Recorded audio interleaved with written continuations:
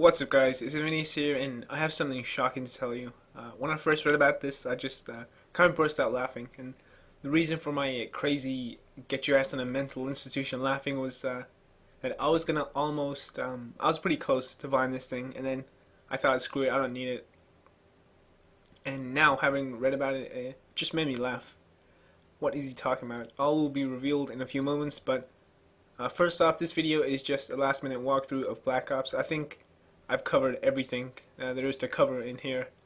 So once you finish watching, your thirst for knowledge, specifically Black Ops knowledge, should be quenched. You know, if you could like and maybe even favorite this video, I will love you forever. Forever. Alright, so the basics, in case you've been hiding under a rock or trapped in a mine.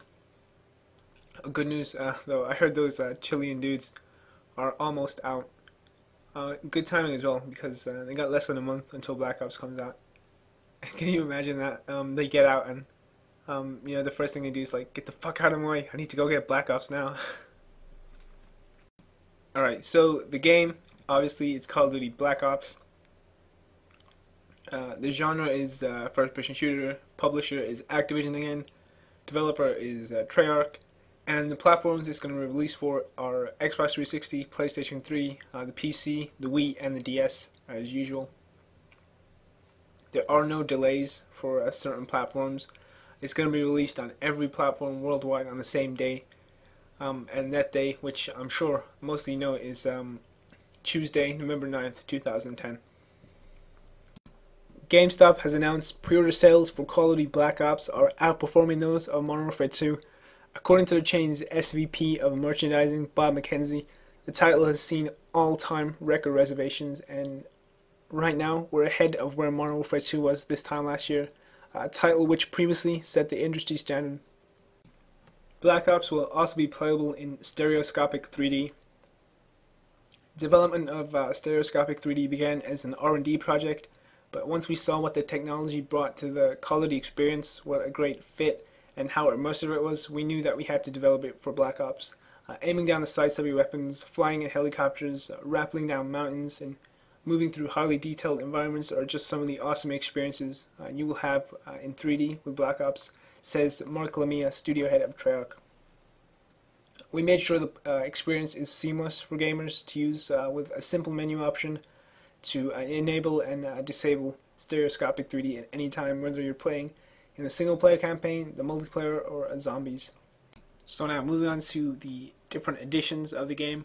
We start off with the standard edition, which is basically just the game, just the bare bones, if you will, no frills attached. And this is what I'm going to buy. You just get the game and you play it, and that's it. Then we have the hardened edition, which is a little step up from the standard game. You get the Black Ops medal with display case. You get the 4 extra co-op maps, which are the classic World at War zombie maps. You get the exclusive Black Ops avatar outfit for Xbox Live or PlayStation Network, and you get the Steelbook case edition of the game, and that's the hardened edition. And finally, we come to the Prestige edition, which is basically everything. It has all the bells and whistles attached, and the main draw is the RC XD remote control car, which you get in the Prestige edition. It's a fully controllable remote control car that you get. It's got onboard video camera, and it's got a microphone that sends audio and color video feedback to the controller. You also get a Steelbook edition of the game. You get a Black Ops medal. You get the Frank Woods avatar outfit for Xbox Live or the PlayStation Network. And you also get 4 exclusive co-op packs, map packs. And these are all the 4 classic zombie maps from World at War. So you only get these if you buy the hardened or the Prestige edition. And this is why I couldn't stop laughing. So it's going to cost around I'm not sure. It's going to be like well over £100 or $100. And the RCXD car, it requires a total of 12 batteries to operate, 6 for the actual car, and another 6 for the remote control. Though Activision hasn't specified which type of battery they are or how long the battery life lasts, but the worst bit, you know, the real kick in the nuts, they don't give you batteries included. So you're spending all this money and They don't even give you batteries. So I'm glad I like talked myself out of buying this piece of crap. It's gonna be set in Cuba, Vietnam, the Arctic, Russia, and Laos. Those are just some of the locations which you'll get to play in. It's going to be set between 1960 and 2010, judging from some of the trailers. It's going to have a campaign. It's going to have a cooperative mode for up to 4 players, which includes zombies as well. And it's going to have the classic online multiplayer mode. So, getting more into the campaign first, the main characters, which you'll see, are Frank Woods. This guy, he is a member of the Studies and Observation Group, SOG. He's the main non-playable character, so you won't actually get to play as him, but he does play a big part. Next up is Hudson. He's also a member of the SOG, and you get to play as him. Then it's Mason, which is exactly the same. He's playable and also a member of SOG. Then there is Reznov.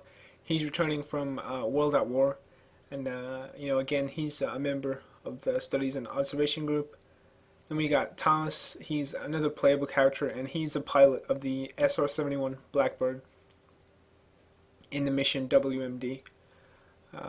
Weaver, he's another character in WMD. Swift, he's a character in Victor Charlie. Then there's Brooks, Harris, both characters in WMD again. Then we got Kravchenko, he's an antagonist conducting a black operation in Laos. We got Bowman and Lancer. There's going to be 13 single player missions, and some of them are going to be SOG, which stands for Studies and Observation Group, The Defector, Numbers, Project Nova, Victor Charlie, Executive Order, Crash Site, WMD, Payback, Rebirth, and Redemption. So, kind of vague names, but I'm sure you can imagine, what's going to be going on in each of them. So, moving to online a bit more.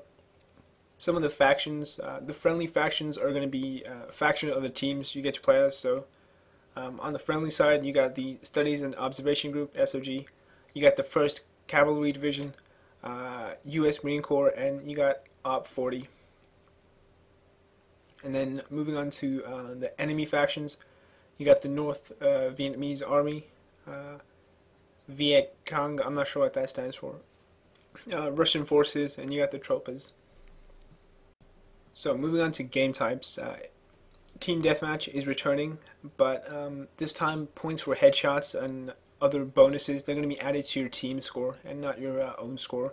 Then there's Free For All, Capture the Flag, Search and Destroy, Demolition, Hardcore Team Deathmatch, Headquarters, Sabotage, Domination. Some of the new modes include Combat Training, which you basically fight against enemy AI in a training mode. It's basically you playing against bots. And then a whole new mode, which looks like it's going to have a lot of depth in it, is Wager Matches. It's a new mode with it's got a separate ranking structure than the standard online modes, and it's going to allow you to gamble with your money. Now we'll come on to the COD currency in a minute. So only the top 3 players in each game will receive a prize, and once you click Wager Matches, you're going to be placed into one of 4 random modes. So we start off with one in the chamber. Basically, each player is given a pistol with 1 bullet and a knife. For each kill you get 1 more bullet, but you only get 3 lives. So if you waste your bullet, if you miss, you got to go around with a knife. But if you kill someone, say if you kill someone with a knife and you don't have to use your bullet, you'll get 2 bullets. Next up is Sharpshooter. Each player is given the same random weapon, so everyone starts off with just a random gun, and the weapon's going to be used for 45 seconds before being switched out for another one. Kills will award the player with perks and score multipliers. Sticks and Stones. Each player receives only a crossbow, a ballistic knife, and a tomahawk. The catch in this game mode is that if the player was able to hit an enemy with a tomahawk, the enemy player will go bankrupted. So, if you've seen in the trailers, like In the Money, Bankrupt, stuff like that. Next up is gun game. Players start out with a pistol. For each kill, they move up a level, giving them a better gun. First person to achieve kills with all 20 weapons wins. However, if you're knifed, you move down a level. And some of the maps, so far we haven't seen a lot of the different maps, but what we have seen is Cracked, which is a secluded town in shambles. We got Launch, which is the tight close quarters map set on the missile platform. We got Radiation, which is an abandoned power station. Got the Slaughterhouse, which is a decimated urban area in Vietnam. And we got Summit, which is a snowy Russian base. But as in most Call of Duty games, there should be plenty more maps, and there should be more maps coming with each map pack update. So, COD points, or Call of Duty points, it's a feature in Call of Duty Black Ops multiplayer that acts as a currency used to buy weapons, attachments, customizations, and stuff like that. So instead of ranking up to unlock perks and weapons and kill streaks, with COD points, players are allowed to buy these items. However, some weapons require a certain rank to unlock, as well as classified weapons, which require the purchase of all the other weapons in that category or class. COD points can also be wagered in wager matches or used to buy contracts. It's confirmed that the player will still have to level up to unlock items to purchase, so you can't just buy everything at level 1. You gotta get to a certain rank before being allowed to buy those. COD points can also be gained by selling previously bought weapons, which you may not want to play with anymore. For each kill the player earns, 10 COD points will be awarded. For example, if a player gets 30 kills in one game of free-for-all, it will receive 300 COD points. In wager matches, more COD points are earned with each game due to the high-risk gameplay of each match.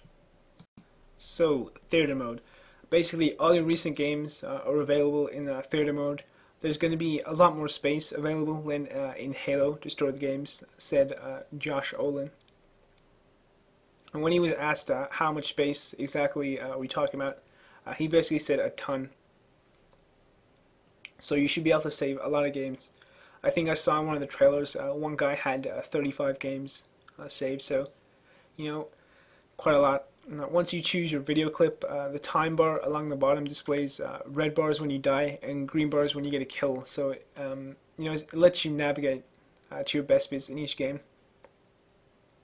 You can view the video in first person, third person, or free roam on the camera, allowing pretty much any angle you want for the game. You can also slow down gameplay, speed it up to record your segment. And on top of all this, you can watch the game from any player's point of view. Providing a great resource to watch the top players' gameplay and strategy, and really helping on competitive gameplay options. Once a video is in your file share, the entire community can view your video, and you can tag the video, rate videos, etc. Pretty much similar to YouTube. Players on your friends list will be able to go in and look at your recent games, whether you have them in the file share or not. So, might be time to clean up that friends list. The segment editor allows you to get 10 clips and make them into a short montage with different transitions. 10 clips doesn't seem like much, but grouping together some good multi-kills should make for quite a good video.